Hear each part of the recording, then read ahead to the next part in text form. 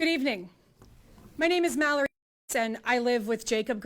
You can confirm my address, as I will not be sharing it because I have received death threats on social media from people whose hate is disguised as Christianity. Last week, I mentioned that I was a teacher, and I'd like to share a story that has stayed with me. One year, a student asked whether my rainbow glasses meant LGBTQ. I told him yes, and he asked why I wore them. And I simply replied, I wear rainbows every chance I get so that anyone who sees me knows that I am a safe person.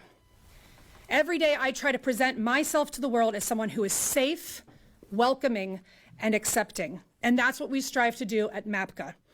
We create a place where people can show up exactly as they are and know that they are safe, seen, and loved. And that is exactly what we did this past Saturday. Tonight, I want to share with you all what we did this past Saturday night. Now, after hateful rhetoric online showed a shocking lack of an understanding of what community truly means, because the LGBTQ community, the faith community, and the Monroeville community are not separate things, but people who live together, work together, worship together, and call this town home.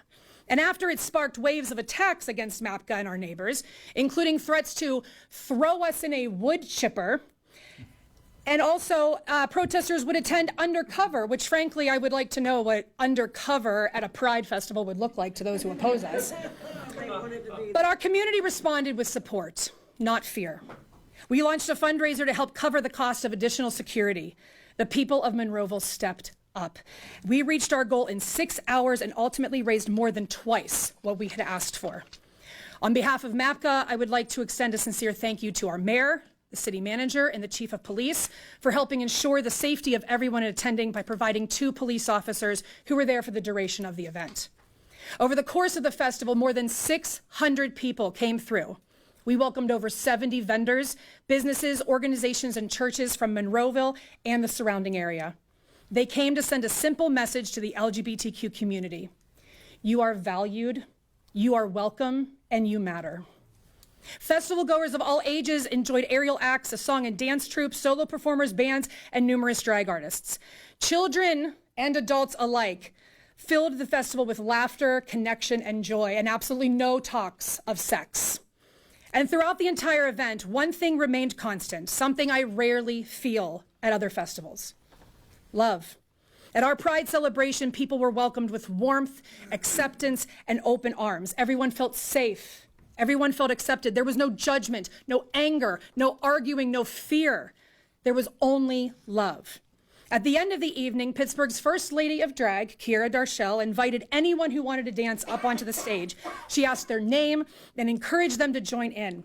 The joy radiating from that stage was palpable.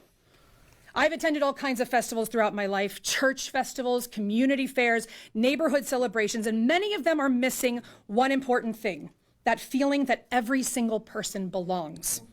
On Saturday night, everyone belonged. And when the event was over, I found myself crying some of the happiest tears I have ever cried. I was exhausted, fulfilled, and overwhelmingly proud of what MAPCA and the Monroeville community had accomplished. And when I drove home that night, I felt a twinge of sadness that for those of who call our community sinners, not because I'm angry with them, but because they will never fully understand the joy that we experienced.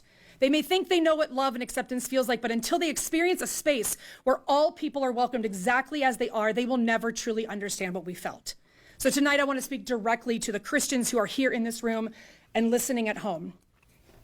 In 1 Thessalonians chapter 5, excuse me if I mispronounce it, I'm not as Christian as some others, verses 13 through 15, Paul writes, "Live in peace with each other, and we urge you, brothers and sisters, warn those who are idle and disruptive. Encourage the disheartened. Help the weak. Be patient with everyone. Make sure that nobody pays back wrong for wrong, but always strive to do what is good for each other and for everyone else." I believe that is the call that we are called to do today. I pray that intolerance is forgiven. I pray that hearts are softened and eyes are open to the people around you. I pray that those who can hear me will choose to encourage rather than condemn, to help rather than harm, and to do good for one another and for everyone else. I pray they will not spend their nights condemning librarians, attacking their neighbors in the comments online, or twisting the words of Jesus in an attempt to control others, because that is not what God wants for us. Love is. And on Saturday night, love won. Thank you. Thank you, Ms. Grants.